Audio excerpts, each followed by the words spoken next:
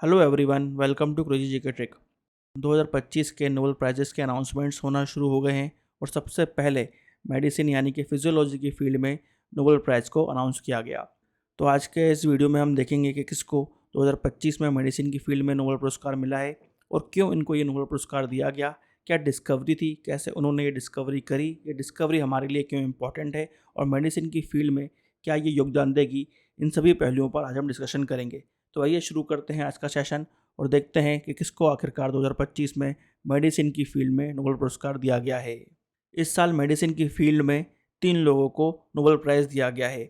USA की Mary इब्रुनो और Fred Ramsdale के साथ जापान के सिमोन साकागुची को 2025 में मेडिसिन की फील्ड में नोबेल प्राइज़ दिया गया। इन तीनों को ये नोबेल प्राइज़ इसलिए दिया गया क्योंकि इन्होंने इस बात को समझा है कि ह्यूमन बॉडी का जो इम्यून सिस्टम है वो किस तरह से अपने आप को रेगुलेट करता है, किस तरह से वो इस बात को चेक करता है कि वो कहीं अपनी ही बॉडी को हार्म ना करने लगे।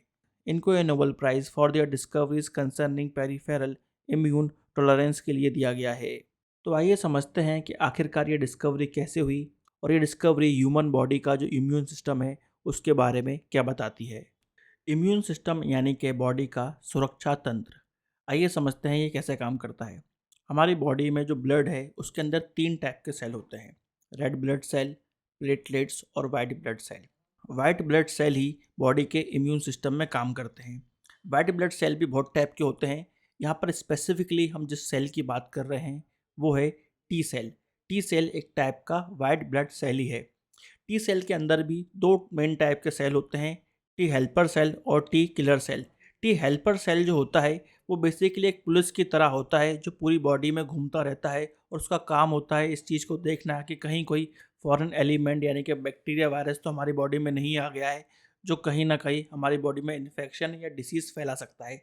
जैसे ही हेल्पर टी सेल देखता है कि कोई फॉरेन एलिमेंट आया है तो वो तुरंत हमारे इम्यून सिस्टम को अलर्ट कर देता है और फिर किलर टी सेल एक्टिव हो जाते हैं और वो फिर इस फॉरेन एलिमेंट को डिस्ट्रॉय करने में लग जाते हैं, उसको नष्ट कर देते हैं। तो इस तरह से बेसिकली इम्यून सिस्टम काम करता है।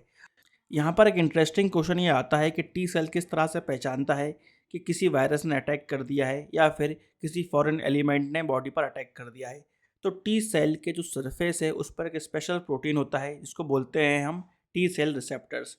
हर टी सेल के पास जो टी सेल रिसेप्टर होता है उसका जो शेप होता है वो अलग ही होता है। यहाँ पर ये जो अलग शेप होता है वही बहुत इंपॉर्टेंट है क्योंकि हमारी बॉडी के जो ऑर्गन्स हैं उनका शेप तो डिसाइडेड है। तो ऐसे टी सेल जो हमारी बॉडी के ऑर्गन से अटैच हो सकते हैं उन टी सेल्स को पहले ही हटा दिया जाता है। और वो कौन हटाता है? वो थाइमस ग्लैंड होता है जिसका ये काम होता है कि वो ऐसे टी सेल को हटा दे जो हमारी बॉडी के जो सेल्स हैं उनसे अटैच हो सकता है या फिर हमारे बॉडी के जो ऑर्गन्स हैं उनसे अटैच हो सकता है। क्योंकि जब एक बार टी सेल किसी ऑर्गन से अटैच हो गया तो फिर वो उसको डिस्ट्रॉय करने लगता है। इसलिए यहाँ पर ऐसे टी सेल्स को हटा दिया जाता है। ये काम करता है थाइमस। मगर जापान के साकागुची ने एक इम्पॉर्टेंट डिस्कवरी करी जहाँ पर उन्होंने इस बात को बताया कि थाइमस ग्लैंड तो अपना काम करता है मगर इसके अलावा कुछ टी सेल ऐसे होते हैं जो फिर भी थाइमस से छूट जाते हैं और उनको फिर रेगुलेट करता है एक स्पेशल टाइप का टी सेल जिसको बोला गया रेगुलेटरी टी सेल। इसी को डिस्कवर करा जापान के साकागुची ने। तो यहाँ पर इसको डिस्कवर करा जापान के साकागुची ने और इसके लिए उन्होंने जो चूहे होते हैं, माइस होते हैं, उस पर एक्सपेरिमेंट करा और डिस्कवर करा special type of T cell जिसका नाम रखा रेगुलेटरी टी सेल। इस टी सेल का ये काम होता है कि वो यहाँ पर उन टी सेल को रोके जो हमारी बॉडी को अटैक कर सकते हैं और जब एक बार टी सेल का काम खत्म हो जाता है तो उनको काम डाउन करने का काम भी कौन करता है? रेगुलेटरी टी सेल करता है। ये इंपॉर्टेंट डिस्कवरी करी जापान के साकागुची ने। अब यहाँ पर यह बात आती है कि ये जो रेगुलेटरी टी सेल है इसको कौन कंट्रोल करता है। तो आइए समझते हैं इसकी डिस्कवरी कैसे हुई। इसकी डिस्कवरी के पीछे एक बहुत ही यूनिक कहानी है। अमेरिका का मैनहट्टन प्रोजेक्ट जिसके तहत न्यूक्लियर बम बनाया गया, उस समय की बात है। उस समय लैब में बहुत सारे एक्सपेरिमेंट हो रहे थे रेडिएशन की स्टडी के लिए। ये एक्सपेरिमेंट माउस पर ही किए जा रहे थे। उन एक्सपेरिमेंट के दौरान मेल माउस में एक स्ट्रेन आ जाता है जिसको बोला गया स्कर्फी। ये स्कर्फी क्यों हो रहा था इसकी तह तक पहुंचने के लिए साइंटिस्ट ने और रिसर्च करी। तो उन्होंने देखा यहाँ पर ये सिर्फ मेल माउस में ही हो रहा है, यानी कि कहीं ना कहीं एक्स क्रोमोसोम के अंदर कुछ दिक्कत होगी तभी ये सिर्फ पुरुषों में हो रहा है, महिलाओं में नहीं। क्योंकि महिलाओं के पास 2 एक्स क्रोमोसोम होते हैं तो अगर उनका कोई एक्स क्रोमोसोम खराब है तो वो दूसरा एक्स क्रोमोसोम इस्तेमाल कर सकती है। मगर पुरुष माउस में एक्स वाई दोनों होते हैं, तो एक्स खराब है तो एक ही एक्स है उसके पास, तो उसको यूज़ करना पड़ेगा। पहली बात तो ये समझ में आई कि एक्स क्रोमोसोम में दिक्कत है। अब एक्स क्रोमोसोम के अंदर कौन से जीन में दिक्कत है, इसको स्टडी करने में लग गए यहाँ पर यूएस के 2 साइंटिस्ट मैरी ब्रुनकॉफ और फ्रेड रैम्सडेल। उन्होंने यहाँ पर लंबे समय तक शोध करा, क्योंकि उस समय जीनोम मैपिंग नहीं थी। 1990s की ये बात है जब वो एक्सपेरिमेंट कर रहे थे। समय के साथ उन्होंने ये स्टडी करी और आखिरी में 20 पोटेंशियल जीन्स ऐसे निकाले जिसकी वजह से ये चीज़ हो रही होगी। क्योंकि ये एक ऑटो इम्यून डिसीज़ थी, इसलिए उस जीन का अगर पता चल जाता तो यहाँ पर ये भी पता चल जाता कि कौन सा वो सेल है जो इन सब चीज़ों को रेगुलेट करता है। फाइनली उनको पता चलता है कि जो फॉल्ट है वो FOXP3 जीन के अंदर है, और इस जीन में जो फॉल्ट है उसकी वजह से ही मेल माउस के अंदर ये स्ट्रेन देखने को मिल रहा था। और 2001 में मैरी ब्रुनको और फ्रेंच डेल की रिसर्च पब्लिश होती है नेचर जेनेटिक्स में। और इसके 2 साल बाद सिमोन सागाकुची और दूसरे साइंटिस्ट भी ये प्रूव करते हैं कि FOXP3 वो जीन है जो यहाँ पर रेगुलेटरी टी सेल को कंट्रोल करता है, उसके डेवलपमेंट को कंट्रोल करता है। और यही वो सेल हैं जो यहाँ पर दूसरे टी सेल को अपनी ही बॉडी को अटैक करने से रोकते हैं। इस इम्पॉर्टेंट प्रोसेस को ही क्या बोला गया, पेरीफेरल इम्यून टॉलरेंस।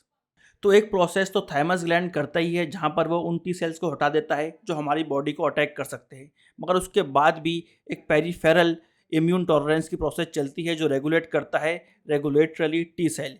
इसी डिस्कवरी के लिए 2025 का जो मेडिकल नोबेल प्राइज़ है वो दिया गया है जापान के सिमोन सागागुची और यूएसए की मैरी ब्रुनकॉफ और फ्रेड रैम्सडेल को। इस डिस्कवरी की वजह से ही हम देखते हैं कि कैंसर के मेडिकल ट्रीटमेंट और ऑटो इम्यून डिसीज़ के मेडिकल ट्रीटमेंट में डेवलपमेंट होता है। इसी डिस्कवरी के बदौलत आगे जाकर सक्सेसफुली ट्रांसप्लांटेशन भी किया जा सकेगा। क्लिनिकल ट्रायल्स के अंतर्गत बहुत सारी रिसर्च यहाँ पर चल रही है जिसके रिजल्ट्स हमको आने वाले समय में देखने को मिलेंगे। तो ये रिसर्च और डिस्कवरी ऑटो इम्यून डिसीज़ को रोकने के लिए और कैंसर के ट्रीटमेंट के लिए बहुत ही इंपॉर्टेंट है। तो यहाँ पर हमने देखा किस डिस्कवरी के लिए 2025 का नोबेल प्राइज़ इन मेडिसिन दिया गया। तो आज हमने 2025 में दिए गए मेडिसिन के नोबेल प्राइज़ को डिस्कस किया। कल हम फिजिक्स के नोबेल प्राइज़ को डिस्कस करेंगे। आई होप आपको आज का ये वीडियो इन्फॉर्मेटिव लगा होगा। इसी तरह की और वीडियोस देखने के लिए इस वीडियो को लाइक करना और शेयर करना ना भूलें, और अगर आपने हमारे चैनल को सब्सक्राइब नहीं करा है तो चैनल को सब्सक्राइब भी जरूर करें। मिलेंगे फ्रेंड्स नेक्स्ट वीडियो में, जब तक के लिए सबको bye bye and take care.